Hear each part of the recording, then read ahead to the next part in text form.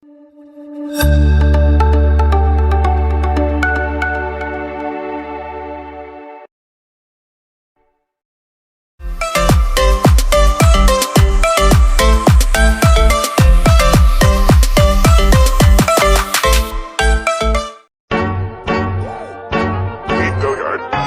got so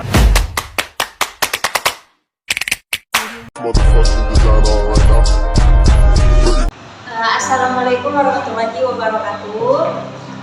Kami dari kelompok 11. Di sini kami ingin mempresentasikan hasil dari makalah kami yang berjudul Prinsip-prinsip Disiplin Kelas. Yang pertama itu pengertian membina hubungan dan sekolah dan masyarakat. Hubungan sekolah dan masyarakat merupakan suatu hubungan interaksi yang diupayakan oleh sekolah agar dapat diterima di tengah-tengah masyarakat untuk mendapatkan suatu dukungan dan simpati dari masyarakat. Dan hubungan sekolah dan masyarakat merupakan suatu proses komunikasi antar sekolah dan masyarakat untuk meningkatkan pengertian masyarakat tentang kebutuhan serta kegiatan pendidikan dan juga mendorong minat dan kerjasama untuk masyarakat dalam peningkatan dan pengembangan sekolah. Adapun prinsip-prinsip dari hubungan sekolah dan masyarakat itu ada 5. Yang pertama itu integritas, yang kedua itu continuity, dan yang ketiga itu simplicity, yang keempat corporates, kelima constructivism.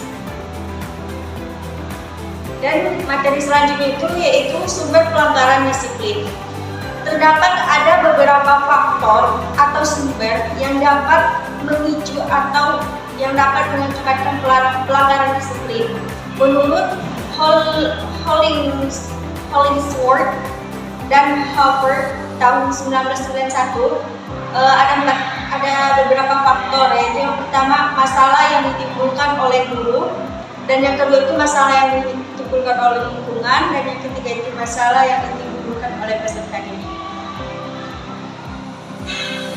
Yang selanjutnya itu sumber pelanggaran itu adapun beberapa pelanggaran disiplin di dalam kelas, di antaranya adalah yang pertama tipe kepemimpinan yang otoriter, dan yang kedua tuh pengurangan hak sebagian siswa, dan yang ketiga adanya kelompok minoritas yang kurang diperhatikan oleh seorang guru, dan yang keempat tuh siswa kurang dilibatkan dalam tanggung jawab sekolah, yang kelima kurang kerjasama dengan orang tua, dan yang keenam perasaan kecewa atau tertekan karena siswa dituntut untuk bertingkah laku yang kurang wajar sebagai anak. Dan yang terakhir itu tidak terpenuhinya kebutuhan akan perhatian pengenalan atau status. Baik, materi selanjutnya akan disampaikan oleh Ainaya Risa.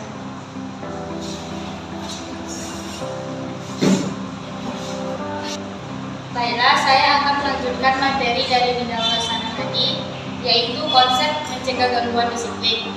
Ada beberapa konsep lain dalam mencegah gangguan disiplin kelas dapat dilakukan dengan beberapa hal, yakni yang pertama, sajian yang menarik, yang kedua, penampilan yang menarik, yang ketiga, ketepatan menangani masalah, yang keempat, belajar dari kesalahan, yang kelima, penggunaan hukum. Selanjutnya yaitu prinsip-prinsip hukuman kepada peserta didik. Adapun terdapat beberapa prinsip yang perlu diperhatikan dalam memberikan hukuman kepada peserta didik. Prinsip-prinsip tersebut seperti yang ditemukan oleh Egan dan Taukat 1994 adalah sebagai berikut. Yang pertama, hukuman diberikan secara hormat dan penuh dengan pertimbangan. Yang kedua, diberikan alasan kepada hukuman, kenapa hukuman diberikan. Yang ketiga, dari pemberian hukuman pada saat marah atau emosi. Yang keempat, hukuman diberikan pada awal kejadian daripada akhir kejadian. Yang kelima, hindari hukuman yang bersifat fisik. Yang keenam, jangan menghukum sekelas apabila kesalahan hanya dilakukan oleh satu peserta didik saja. Yang ketujuh, memberikan tugas tambahan sebagai hukuman. Yang kedelapan, yakini hukuman sesuai dengan kesalahan yang dilakukan oleh peserta didik tersebut.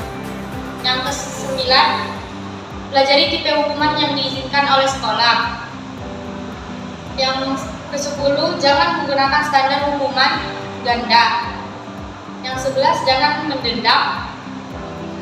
Yang ke-12, konsisten dengan pemberian hukuman tersebut.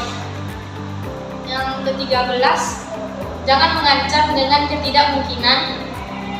Dan yang terakhir, jangan beri hukuman sesuai selera tersendiri. Baiklah, selanjutnya akan kami